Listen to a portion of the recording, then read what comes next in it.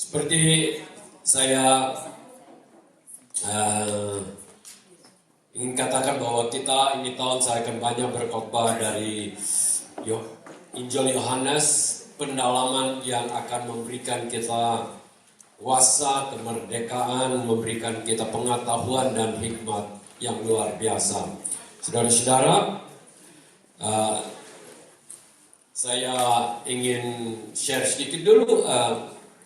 Mungkin saudara yang dari lain tempat tidak tahu, tapi kami yang ada dari timur itu melihat suatu kejadian yang tidak enak, yaitu ada seorang anak muda umur 31 tahun dengan pacarnya, orang Atambua. Papanya anggota DPR di Jakarta, ya, anggota DPR.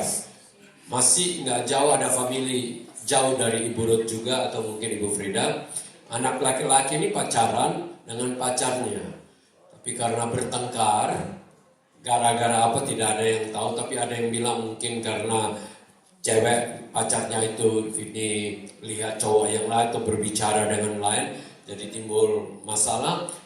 Dia pukul pacarnya itu di lift karena ada kamera, ya. Tapi sesudah itu turun sampai ke bawah, dia ambil botol minuman keras itu, dia pukul, pecah kepala pacarnya itu.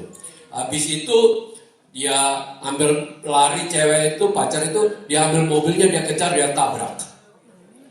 Nah, baru dia sadar bahwa wow, gini, bukan nggak tahu sadar, langsung dia bawa ke rumah sakit, tapi sampai di rumah sakit sudah meninggal.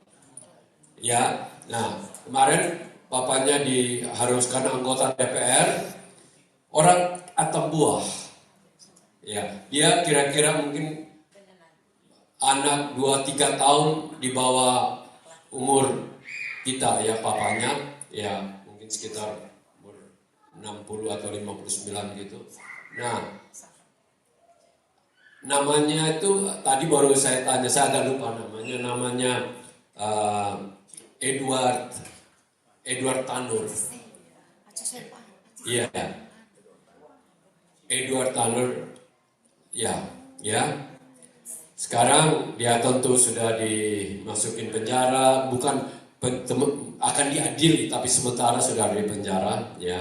Jadi papanya harus berhadapan karena akan diturunkan dari anggota DPR. Jadi dia mempertahankan, dia katakan bahwa kami ini mengajar anak untuk berbuat baik, tetapi jadi begini, gimana kita bisa ini? Kami juga orang beragama, ya, di timur rata-rata dari latar belakang gereja Katolik di gereja. Kami ngajar mereka, tetapi jadi begini bagaimana? Ya, ini sangat sedih sekali kalau ini. Ini saudara tahu, saya hari ini ingin membagikan. Karena satu orang sudah beragama atau dididik dengan baik, tetapi kalau kuasa itu belum dimerdekakan dari hidup kita, itu akan muncul lagi dalam keadaan tertentu seperti mungkin marah pacar itu atau jealous atau apa, muncul. Saya ini suka berkebun, ya. Kalau saya memotong daun dan batang, tetapi akarnya itu saya tidak cabut habis atau potong habis, berapa minggu lagi ke sana sudah tumbuh yang baru lagi. Itulah yang menyebabkan dosa yang sekarang ini terjadi. Kalau saudara buka di TV tiap berapa menit ada berita, ini agak dengung, ya.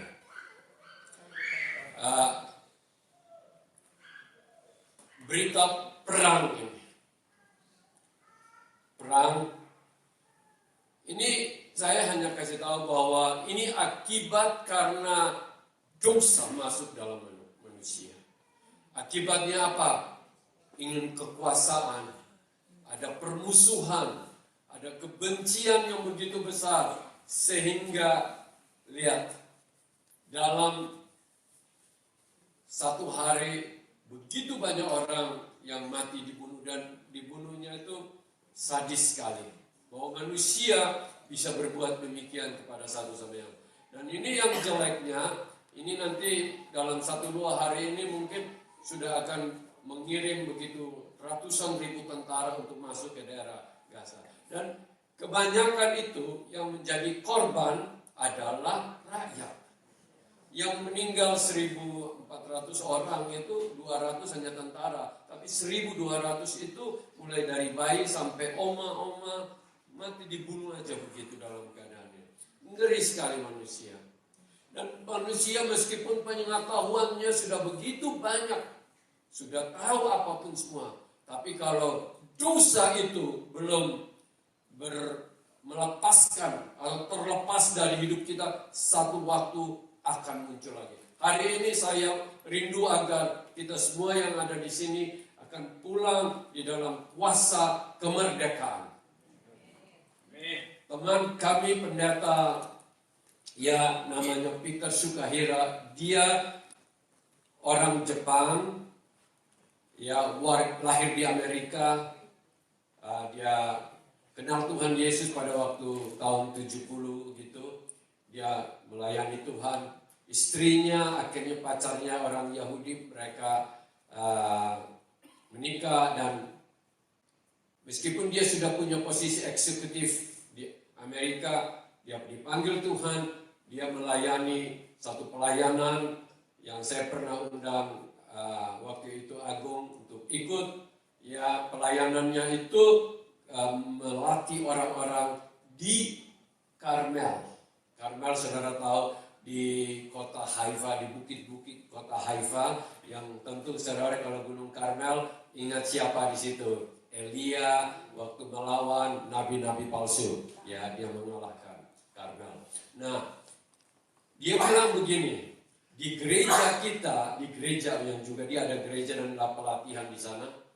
Dia bilang kalau orang sudah kenal Tuhan Yesus, itu orang Yahudi di gerejanya dia dan orang Palestina bisa berpelukan, saling memaafkan, saling mengasihi.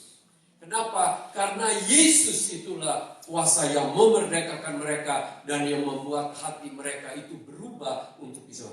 Di sini menurut saya tidak akan selesai. Dunia politik juga sudah rundingan dari Presiden Amerika mulai dari zaman tahun 70-an aja sampai sekarang tidak pernah selesai. Iya, perdamaian ini. Bahkan perang sudah beberapa kali. Saudara baca aja, tiap berapa tahun perang. Tapi ini kali saya hanya kasih tahu aja supaya kita semua makin tekun dan makin dekat dengan Tuhan. Karena ini adalah perang besar. Ini besar. Dan ini akan menarik bangsa-bangsa lain untuk ikut semua. Yang bela Israel atau yang musuh Israel akan di sini nih. Dia punya pusat ini semua. Oleh karena itu kita akan baca di Yohanes 8. Ya, Yohanes 8 ayat 21. Ya, sampai ayat yang ke-36.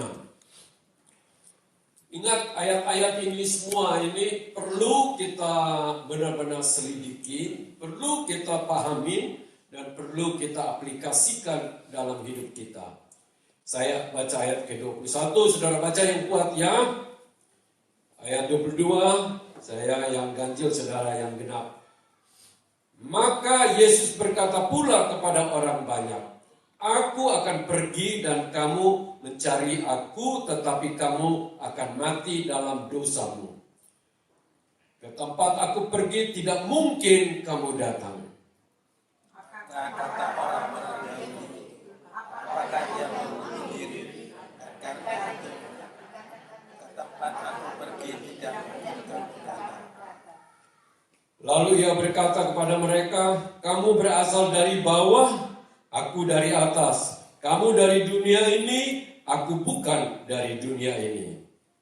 Karena itu tadi aku katakan bahwa kamu akan mati dalam dosamu, sebab jika orang tidak percaya bahwa aku dan dia, kamu akan mati dalam dosamu. Maka kata mereka kepadanya, siapakah engkau? Jawab Yesus kepada mereka, Apa gunanya lagi aku berbicara dengan kamu?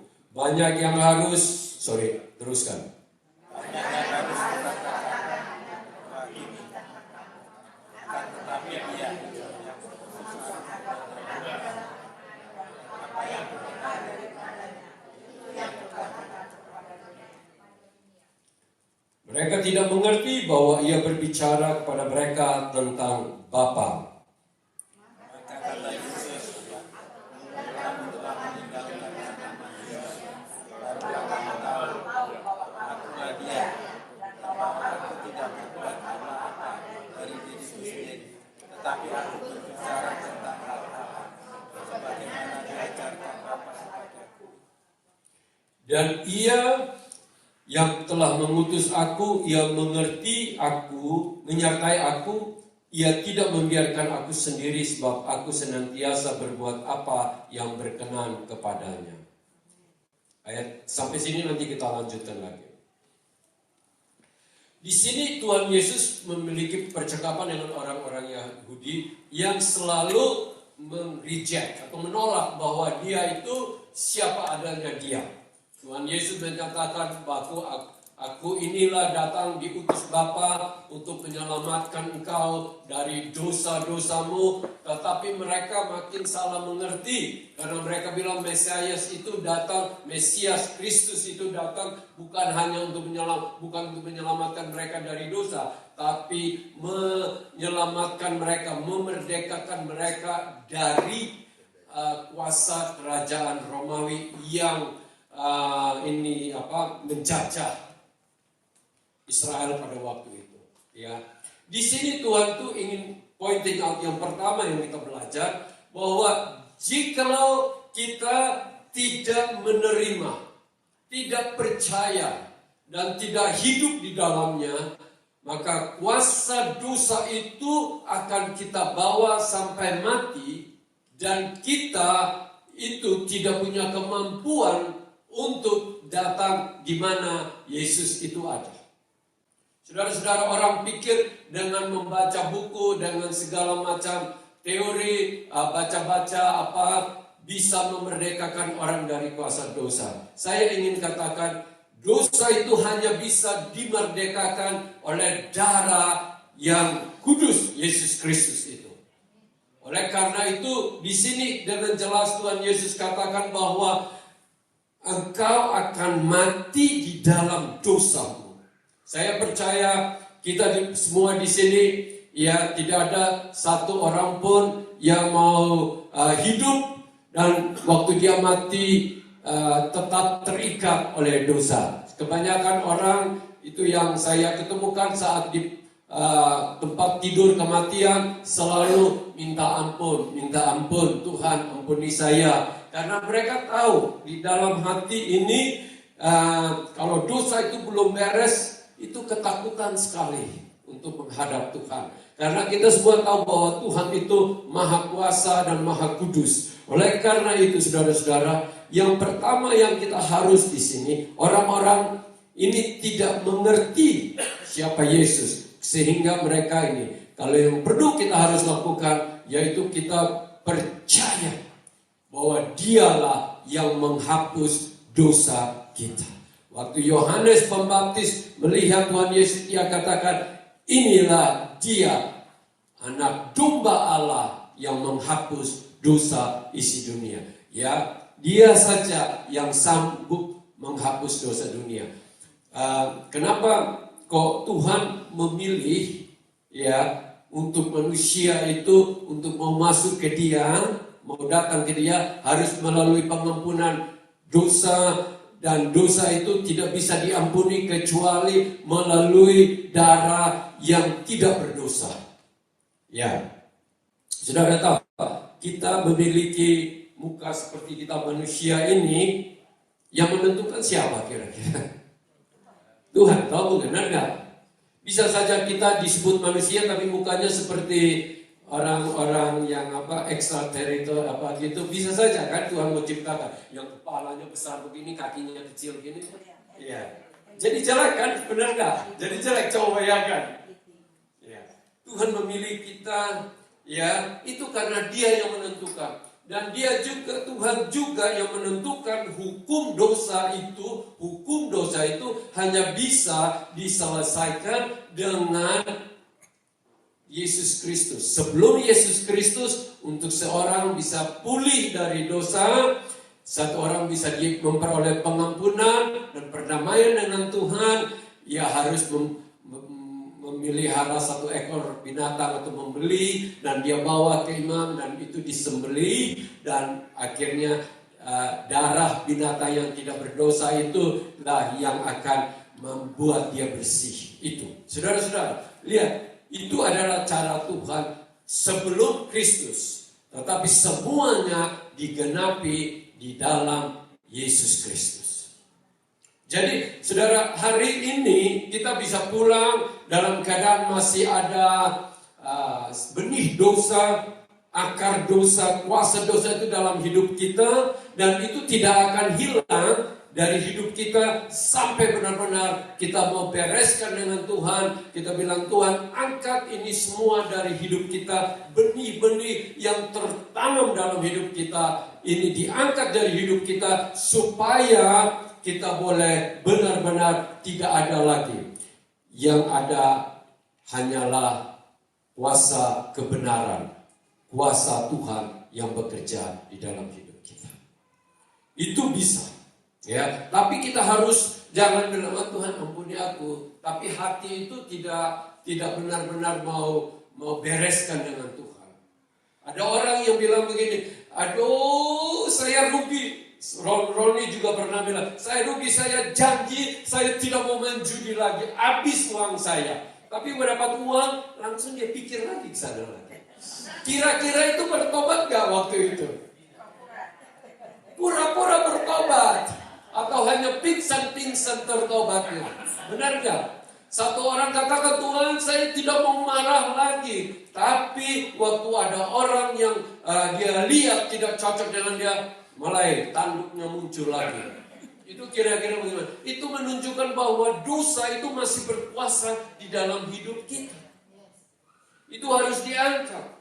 Kita harus dimerdekakan. Dan Tuhan Yesus katakan, kalau Dia yang memerdekakan, kita benar-benar merdeka. Saudara, kita mungkin di sini bukan Netanyahu atau Hamas. Saudara-saudara, sorry, saya tadi baru dengar. Hamas itu ada di dalam Alkitab. Ya. Tapi waktu Tuhan, ada perkataan Tuhan, waktu Tuhan melihat dunia sebelum Nuh dikasih banjir itu, dan Tuhan melihat dunia itu penuh dengan kekerasan. Kalau saudara baca, kata kekerasan itu artinya Hamas. Ya, ada Hamas. Ya, pantas ya, saudara. Namanya aja sudah ini kekerasan. Hamas berarti kekerasan yang tercatat di dalam saya rasa Kejadian 5 atau 6 bahwa sebelum Tuhan mau memusnahkan bumi dengan banjir, Dia melihat bahwa dunia ini penuh dengan apa? Kekerasan. Nah, saudara lihat bahwa kita itu jangan lagi hidup untuk yang tidak datang dari Tuhan. Saya selalu katakan ada 3 musuh. 3 musuh yang kita harus hadapi setiap hari. Yang pertama di dalam Matius 8 ayat 44, Tuhan katakan bahwa iblis, ya, dari mulanya penipu, pembohong, kejahatan, pembunuh. Kalau saudara ini Evi bisa kasih supaya kita dapat 8 ayat 44 itu, ya. Iblislah yang menjadi bapamu. Ini Tuhan Yesus katakan kepada orang-orang yang memusuhi Dia. Dan kamu ingin melakukan keinginan-keinginan bapamu. Ia adalah pembunuh manusia sejak semula dan tidak hidup dalam kebenaran, sebab di dalam dia tidak ada kebenaran. Apabila ia berkata dusta, ia berkata atas kehendaknya sendiri, sebab ia adalah pendusta dan bapa segala dusta. Inilah tentang Tuhan Yesus kasih tahu tentang siapakah iblis ini. Oleh karena itu kita jangan berbuat apapun yang namanya dusta atau tidak benar. Kalau kita melakukan itu di mata Tuhan, itu Bapa kita itu adalah iblis. Kita harus dimerdekakan. Saudara-saudara yang dikasihi, di sini kita harus ambil satu keputusan bahwa jikalau kita mau Tuhan Yesus, benar-benar Tuhan Yesus, jangan setengah-setengah. Karena kalau setengah-setengah, iblis itu bisa ambil kesempatan untuk masuk dalam hati kita, untuk menghancurkan kita pada waktu kita lemah. Ya. Kebanyakan orang kan kalau lagi enak-enak, biasanya tenang-tenang, tidak muncul dia punya sifat aslinya itu. Tetapi kelihatan pada waktu ini ya. Pada waktu marah baru kelihatan dia punya jelek itu muncul. Saudara-saudara yang punya anak-anak wanita, kalau mau cari jodoh untuk anak laki-laki harus lihat jangan pada waktu mereka pacaran. Lagi pacaran itu semua manis-manis. Ya, tapi waktu kelihatan pada waktu jeleknya itu mereka lagi marah itu setan atau ini kelihatan. Ya. Oleh karena itu kita harus berdoa supaya tidak ada lagi benih iblis apapun dalam hidup dia. Nah, yang kedua saudara, sesudah iblis itu musuh kita, yang kedua itu adalah sistem dunia, keduniawian. Ya, keduniawian itu bisa merusak orang. Ya, kita kasih contoh aja, kita pikir orang nggak apa-apa. Saya hanya kalau kita di gereja semua kelihatan kayak ada angel gitu. Tapi pada waktu kita pergi tempat, katakanlah diundang ke di pesta, ya, terus pakai pakaian yang di situ ada nikah atau pesta apa aja, lagu-lagu yang brum, nggak lama juga sudah mulai itu. Saya kasih tahu. Keduniawian itu punya pengaruh juga. Sistem pemerintahan, sistem apa semua ini merusak kita dengan Tuhan. Saya ingin supaya angkat itu semua dari hidup kita. Dan yang ketiga adalah kedagingan. Kedagingan ini tempatnya dosa itu berakar di situ, itu yang sangat berbahaya. Yang dua ini tidak akan mengganggu kita kalau kita sudah benar-benar kedagingan ini sudah beres, saudara-saudara. Oleh karena itu, saya selalu mau ini aja, ya, kita bereskan hari ini kuasa dosa yang mengikat kita itu sehingga kita boleh memperoleh kemenangan di dalam segala hal. Nah, itulah Tuhan Yesus katakan, ya. Yang ayat ke-28, maka kata Yesus, apabila kamu telah meninggikan anak manusia, barulah kamu tahu bahwa akulah dia. Ini pentingnya kita mengetahui. Kenapa banyak orang itu tidak memperoleh hubungan atau tidak memperoleh kuasa di dalam Tuhan itu? Kenapa? Karena hatinya itu belum benar-benar mau meninggikan Tuhan. Belum benar mau percaya kepada Tuhan. Datang ke gereja itu hanya tradisi, datang gereja itu hanya kebiasaan atau hanya cari teman ataukah hanya untuk bersosialisasi. Tapi kita kalau mau benar-benar memperoleh kuasa kemenangan itu untuk pernyataan Roh Kudus, pernyataan Tuhan di dalam hidup kita, kita harus siap untuk meninggikan Dia. Meninggikan Dia. Siap untuk menempatkan Dia di tempat sebagaimana Dia ada. Ya, banyak orang itu anggap Tuhan itu seperti, ya, kecuali mungkin dalam keadaan susah baru dia berteriak Tuhan. Tapi kebanyakan manusia itu sulit sekali untuk menempatkan Tuhan sebagaimana. Kita dengan presiden saja sudah kita hormati, ya, kalau dia baik, ya, maksudnya kita sangat menghormati Presiden Indonesia karena dia cukup baik. Nah, karena itu hidup ini kita perlu sekali untuk selalu meninggikan Dia. Tempatkan Dia yang utama di dalam hidup kita. Tempatkan Dia yang tertinggi. Karena Tuhan Yesus katakan, Aku datang dari atas. Aku datang dari sorga. Aku diutus Bapa untuk memerdekakan kamu dari kuasa dosa. Oleh karena itu, saudara-saudara, ya,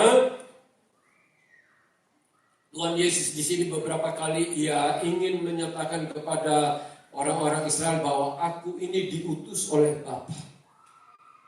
Ya, Yesus Kristus diutus oleh Bapa untuk apa? Untuk menyelamatkan umat manusia. Tapi kalau umat manusianya menolak sama seperti orang Yahudi, ya sampai saat ini masih banyak orang Yahudi yang belum mengenal Tuhan. Ya, saudara tahu bahwa mulai sejak Tuhan Yesus sampai hari ini, pada masa paling banyak orang Yahudi kenal Tuhan Yesus itu hanya pada masa murid-murid itu karena banyak mujizat terjadi. Tetapi sesudah itu mereka mengajar kepada orang-orang Yahudi ini, para rabi, untuk jangan percaya kepada Tuhan Yesus Kristus. Akhirnya saudara lihat, belum pernah ada satu bangsa di muka bumi yang selalu mau dibunuh habis-habisan. Kalau dari Alkitab kita lihat, mulai dari Firaun Mesir mau bunuh habis. Mulai zamannya raja-raja, ya itu Babylon menghancurkan, saudara-saudara. Habis itu Rom menghancurkan. Zamannya Esther saja, ada orang nama Haman aja ingin menghancurkan. Dan tidak pernah ada damai sampai sekarang itu.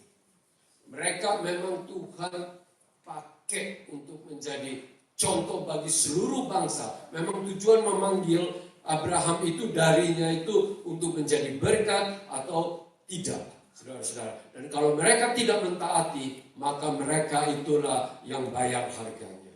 Saudara, tidak pernah ada satu bangsa di muka bumi yang sudah terpencar selama 1800 tahun lebih, dari tahun 70 sampai 1948. Siapa yang paling cepat hitung coba? 1800 berapa tahun? 1880 tahun baru muncul lagi satu bangsa. Dan pada waktu dia muncul tahun 48 bulan Mei, waktu bikin deklarasi, ya kira-kira jam 10 pagi, jam 6 sore sudah diserbu oleh 7 negara yang sekeliling dia. 7 negara. Dan waktu itu dia belum punya angkatan perang. Tetapi pada waktu itu jumlah orang yang meninggal hanya sedikit dibandingkan dengan ini yang baru-baru ini. Ini banyak orang katakan bahwa ini the worst things yang terjadi sesudah Holocaust. Orang Jerman memusnahkan mereka sampai Hitler ini. Jadi bukan saja zaman Alkitab di ini aja. Saudara, di Rusia itu tiap kali ada apa-apa orang selalu mau menyerang. Sama seperti kita di orang Indonesia yang ada di orang Chinese yang ada di Indonesia, sedikit-sedikit mau diganyam terus sama kita. Nah, mereka juga gitu di Rusia, di Eropa sampai saat ini, saudara. Oleh karena itu dengan jelas Tuhan sudah katakan, karena ketidakpercayaan, karena mereka menolak Kristus. Kalau mereka bisa mengasihi Tuhan Yesus Kristus, pendamaian bisa terjadi di mana-mana. Saudara, ini karena apa? Kekerasan hati mereka. Ya, saya di sini bukan soal politik, soal apa. Saya hanya berbicara soal Alkitab. Kita sebagai orang percaya, politik itu kita bisa bertengkar. Kayak kemarin, yes, no, no, yes, no. Itu bisa bertengkar banyak orang. Kakak beradik bisa bertengkar. Benar kan? Bisa bermusuhan. Oleh karena itu, kita sebagai anak-anak Tuhan, kita punya posisi. Tidak usah ikut terlalu banyak itu politik. Ikut Alkitab aja. Ikut Alkitab aja. Karena ini yang memberikan kita kemenangan yang luar biasa. Oke? Sekarang ini bagian yang berikutnya kita akan baca 10 menit kita akan selesai. Ya, maka ayat 30. Setelah Yesus menyatakan semuanya itu, banyak orang yang percaya kepadanya. Kita percaya apa yang dikatakan Tuhan Yesus, bahwa di dalam Dia kuasa dosa itu mati dan kita akan hidup selama-lamanya. Jadi di mana Yesus ada, kita akan ada di sana. Ayat 31, maka katanya kepada orang-orang Yahudi yang percaya kepadanya, jikalau kamu tetap dalam firmanku, kamu benar-benar adalah muridku. Ini satu penekanan. Saya selalu bilang bahwa kita jangan sebatas hanya orang percaya, tetapi menjadi murid Tuhan Yesus. Siapa yang mau jadi murid Tuhan Yesus? Angkat tangan dulu. Ada yang nggak mau juga ya. Mau dong ya, kita murid Tuhan Yesus. Tapi syaratnya apa? Syaratnya bukan saja mengikuti ya. Kamu tetap dalam firman-Ku. Tetap dalam firman-Ku. Tetap dalam firman-Ku. Jadi hidup jangan keluar dari firman Tuhan. Jadi perkataan kita adalah perkataan firman. Cara berpikir kita, cara firman. Cara mengambil keputusan kita adalah cara ini. Firman. Saudara, kalau tidak cara firman, ini kacau seperti sekarang kita dunia ini. Ya kau coba kalau orang Hamas mau mempraktekkan nampar pipi kiri, pipi kanan, enggak bermusuhan, enggak pergi bunuh-bunuhan begini. Orang Israel juga kan, nampar pipi kiri seperti Tuhan Yesus disalib, dia mengampuni, bisa beres langsung. Pada waktu Peter Sukahira itu katakan bahwa dia lihat itu orang Yahudi bisa berpelukan dengan orang Palestina karena sama-sama dalam Tuhan Yesus di gerejanya, dia senang banget dia bilang. Karena ini yang dicari oleh banyak orang perdamaian. Tapi gimana bisa damai kalau hatinya penuh dengan permusuhan dan tidak ada pengampunan. Nah, karena itu hari ini kita akan ini ya. Jadi kita adalah murid, kita hidup dalam firman-Nya. Oke, ayat 32, kamu akan mengetahui kebenaran dan kebenaran itu akan memerdekakan kamu. Ayat 32, kamu akan mengetahui kebenaran. Ya, banyak orang itu karena tidak mengetahui kebenaran sehingga dia masih dikuasai oleh dosa. Rasul Paulus sendiri itu sudah hafal Alkitab itu luar biasa. Kita semua tidak ada yang lawan. Tetapi dia tahu kuasa yang bekerja di dalam dia itu yang membuat dia setiap kali mau berbuat baik, yang jahat yang muncul di dalam hidup.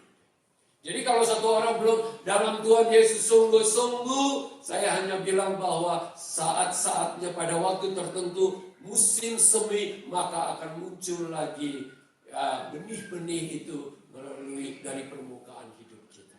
Tapi kalau akarnya sudah diputuskan, maka kita akan dimerdekakan. Dan yang bisa melakukan benar-benar kemerdekaan ini siapa? Tuhan Yesus katakan apa? Anak manusia.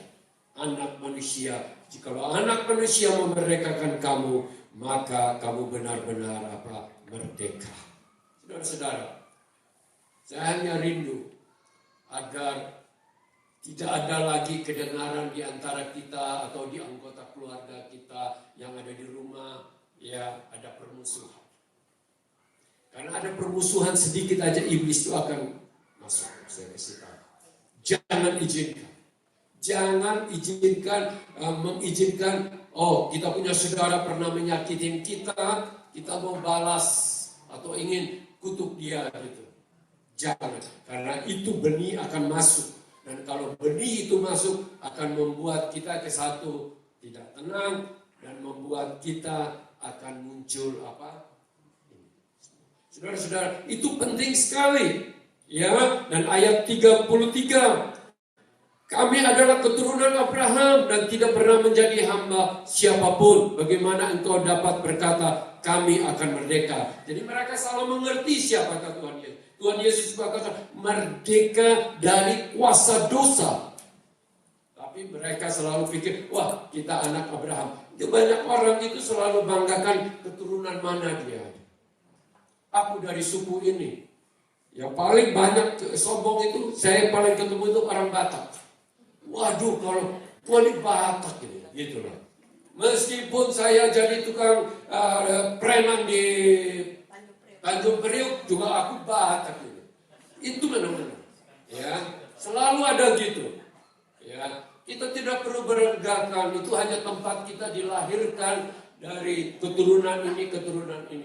Nggak apa-apa, ya. Kita perlu berterima kasih apa yang Tuhan sudah berikan. Tetapi apa gunanya bangsa ini bangsa hebat, tetapi melakukan hal-hal yang tidak benar di hadapan Tuhan.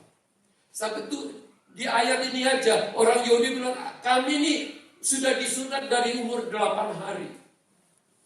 Firman Tuhan kata, tidak ada artinya sunat itu kalau hatimu tidak bertobat. Benar gak? Tidak ada arti. Orang pikir dia sudah ke gereja, sudah melayani, sudah ini, itu dia sudah hebat. No, kita ini hebat karena Tuhan Yesus itu yang menyelamatkan kita. Amin. Kalau bukan Tuhan Yesus, kita semuanya manusia punya segala macam dosa dalam hati kita. Saya ingin tanya sih, kalau orang menyakitin kita, masih mau balas dengan apa kira-kira? Kalau Tuhan Yesus katakan apa? Kan mereka kan paling kan kalau orang sakitin kita balas dengan apa? Marah, benci, gak mau ketemu, atau begini aku pergi cerita-cerita di belakang. Bisa, itu manusia, benar kan? Tapi Tuhan Yesus katakan, kalau orang menyakiti engkau apa? Berdoalah untuk mereka, berkatilah mereka, dan kasihilah mereka. Itu baru. Kasihlah musuh-musuh. Sudah praktekkan belum? Sudah dengar itu ayat sudah berapa kali? Kenapa nggak bisa? Karena kuasa dosa itu masih belum terlepas. Benih akarnya itu masih ada di situ. Oke? Maka kata Yesus kepada mereka, aku berkata kepadamu, sesungguhnya setiap orang yang berbuat dosa adalah hamba dosa. Siapapun yang berbuat dosa, dia adalah hamba dosa. Karena itu Tuhan Yesus datang untuk memerdekakan kita, bukan menjadi hamba. Di sini bukan hamba, budak sebenarnya asli, slave. Siapa yang melakukan dosa, dia adalah slave, budaknya dosa. Tapi Tuhan Yesus datang untuk memerdekakan kita. Rindu sebentar keluar dari sini, sesudah kita doa, tidak ada satu apapun yang kita berjalan dalam hadirat Tuhan. Yang terakhir di sini, jadi apabila anak itu memerdekakan kamu, kamu pun benar-benar merdeka. Yang merdekakan kita Tuhan Yesus. Siapa yang hari ini rindu dimerdekakan? Saya ingin kasih tahu ada satu kejadian lagi. Hari Selasa saya harus berangkat ke Darwin sendiri. Saya bilang begini, Bu Ruth, kali ini kamu jangan ikut ya. Kenapa? Tiketnya mahal banget ke Darwin. Bolak-balik tuh $900 lebih. Dulu kalau acara ke Gold Coast hanya paling $200 bolak. Jadi ini kali kamu nggak bisa datang. Cerita aja begitu. Jadi pagi-pagi Selasa saya mesti pergi ke Darwin untuk pendeta-pendeta Indonesia, seluruh Indonesia pun yang dari Australia ini kita tiap tahun untuk fellowship, saling membagi, saling ini. Saya tidur di Sylvania Water, pagi-pagi pesawat jam 7.30, saya bilang kita jam 5 nanti berangkat ya, bangun gitu ya, nanti bisa. Tahu-tahu ketiduran, 6.20 baru bangun. Jadi cepet. Ya, saya salah lihat juga, jadi nggak terlalu yakin bahwa itu 7.30. Saya pikir seperti 8.30 gitu, karena mereka ganti tiket saya sendiri karena penerbangan yang mestinya langsung ke Darwin harus melalui Brisbane. Jadi ini sudah salah. Sampai ke airport sudah terlambat 10-15 menit. Dia bilang sorry, komputer nggak bisa bikin apa-apa. Waduh. Saya waktu sudah tahu terlambat, saya bilang, Ibu Ruth, waktu you drop saya, jangan terlalu jauh dari airport, mungkin saya bisa panggil kembali. Benar, dia bilang nggak bisa, dia bilang harus beli tiket baru. Saya bilang, oke, nanti saya beli nanti, tapi saya pulang dulu, saya mau ini dulu. Karena pesawatnya, next flight itu ke Darwin jam 8 malam. Jam 8 malam. Konferensinya mulai jam 6 sore gitu ya, mulai di sana. Terus karena konsulat yang ada di Darwin, konsulat Indonesia itu juga mau datang gitu. Dan dia pada hari Kamis malam juga mengundang kami makan sama-sama di wismanya konsulat yang ada di Darwin. Baik sekali orangnya. Oke. Nah, saya bilang Ibu Ruth, Saya nggak mau. ya nggak apa-apa, ya sudah pulang, nanti kita pulang. Tapi saya lihat tiket kembali. Ini kali jadi murah, nggak tahu mana tinggal hari itu, tulisnya ke Jetstar itu hanya $300 aja, satu way. Jadi saya beli kembali kan. Jadi balik kan masih berlaku kan. Jadi 300 saya sudah oke, saya jalan. Terus saya duduk berdoa. Kok bisa begini ya terjadi ya? Saya bilang mungkin dosa saya nih, istri dikasih tinggal aja. Saya bilang gitu.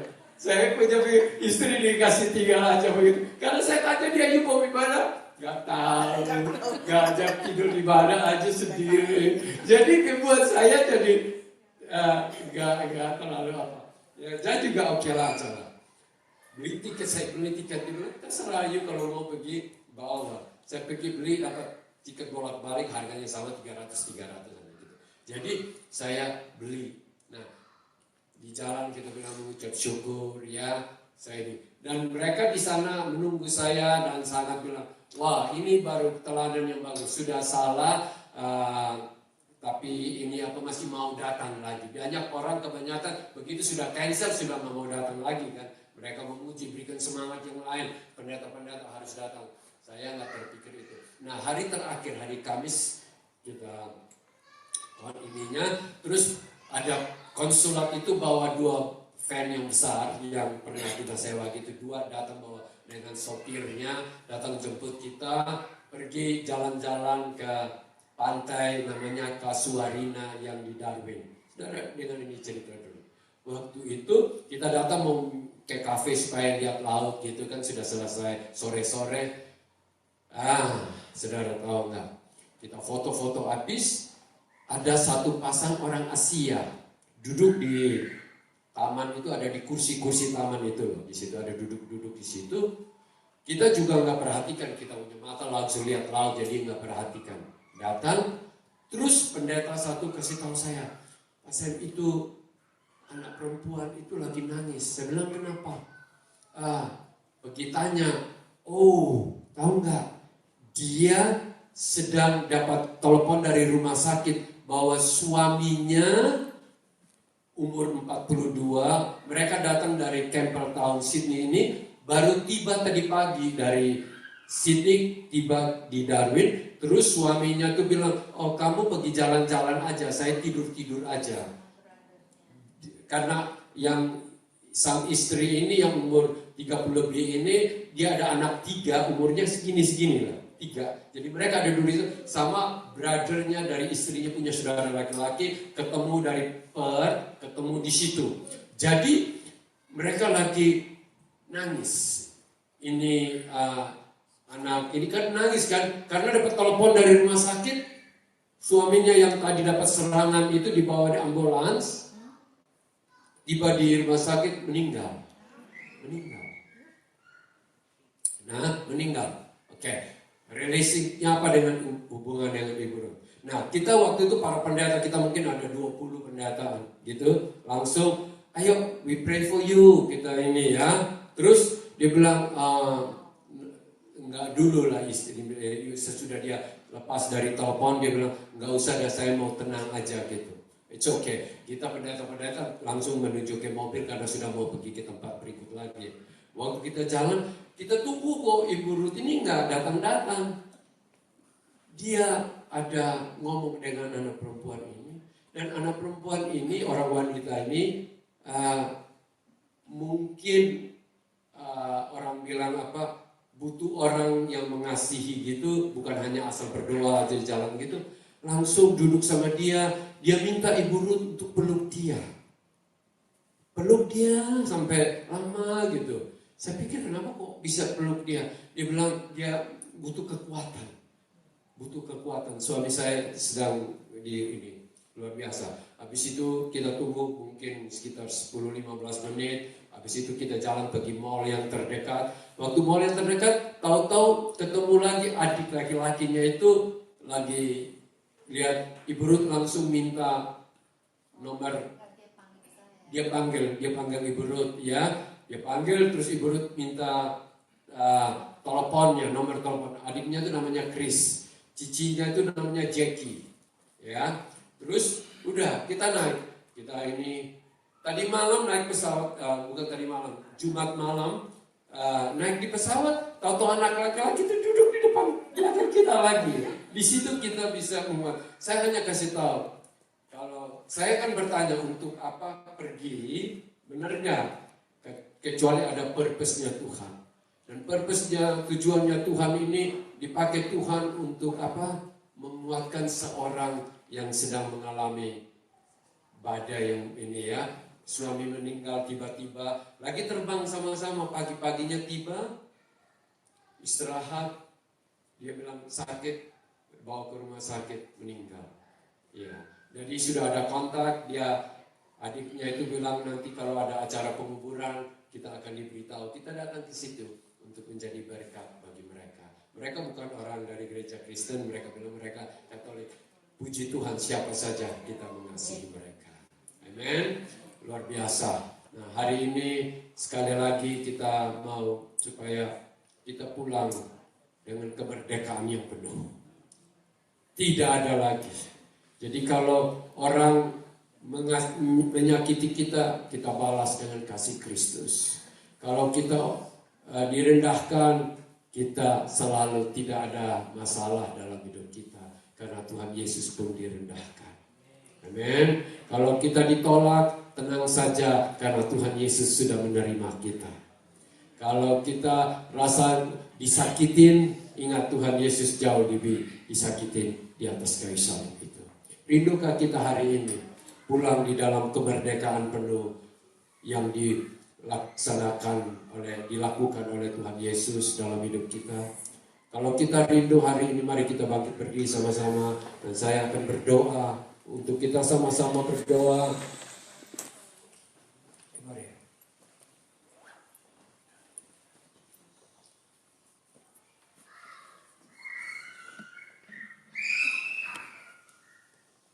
Kami sadar ya Tuhan bahwa hanya Engkau yang dapat memerdekakan kami dari kuasa dosa yang kami bawa dari saat kami ada di muka bumi ini. Kami lahir dalam keadaan berdosa. Karena firman Tuhan katakan bahwa setiap manusia sudah berdosa dan sudah kehilangan kemuliaan Tuhan. Tetapi puji syukur kepada Tuhan karena Tuhan Yesus sudah datang untuk memerdekakan kita. Dan kami benar-benar mau terima Yesus Kristus adalah juru selamat kami yang memerdekakan kami dari kuasa dosa dan menebus kami dari perbudakan iblis. Kami berterima kasih Tuhan Yesus karena Engkau saja yang satu-satunya mampu memerdekakan kami. Dan jikalau Engkau yang memerdekakan kami, maka kami benar-benar merdeka. Kami tidak ingin ada benih apapun yang ada dalam hidup kami kecuali benih hidup, benih kebenaran, benih Kristus yang ada dalam kami. Oleh karena itu semua benih apapun, akar kepahitan kami, masa lalu kami yang sudah pernah tertanam dengan segala macam kepahitan, kami juga ingin dimerdekakan. Kami tidak ingin menghadapi apapun dengan manusiawi yang penuh dosa lagi, tetapi kami ingin hadapi semuanya dengan kebenaran firman Tuhan. Kebenaran kasih Kristus, itulah yang kami hadapi semuanya. Hari ini kami rindu Tuhan, untuk sama-sama kami mengangkat tangan kepadamu. Kami ingin Tuhan hidup dalam kuasa kemerdekaan. Mari Tuhan, kami saat ini Tuhan, kami angkat tangan Tuhan. Kami angkat tangan Tuhan. Karena kami percaya hanya Engkau satu-satunya. Mari mengikuti doa saya karena kita akan sama-sama berdoa. Dan saya hanya memimpin, tapi saudara kita sama-sama doa dari dasar hati kita. Terima kasih Tuhan Yesus. Kuat ulangi 1, 2, 3. Terima kasih Tuhan Yesus. Karena Engkau sudah hadir hari ini dan 2000 tahun yang lalu untuk memerdekakan kami. Terima kasih karena hanya Engkau yang sanggup memerdekakan kami.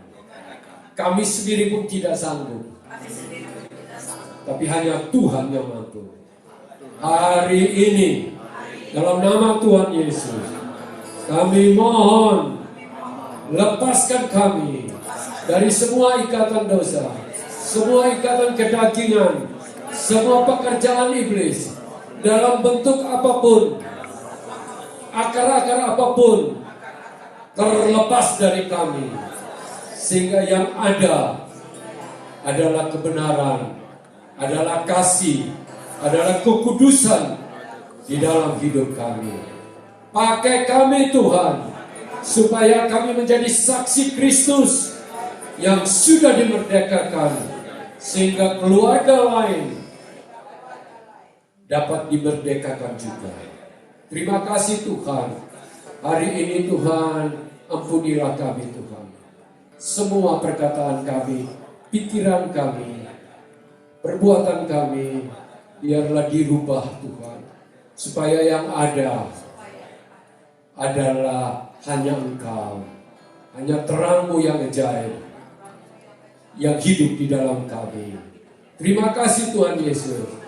Kami mau memelihara, kami mau menjaga hidup kami, supaya sampai selama-lamanya kami ada dalam kasih karunia. Terima kasih Tuhan Yesus. Haleluya. Amin. Mari.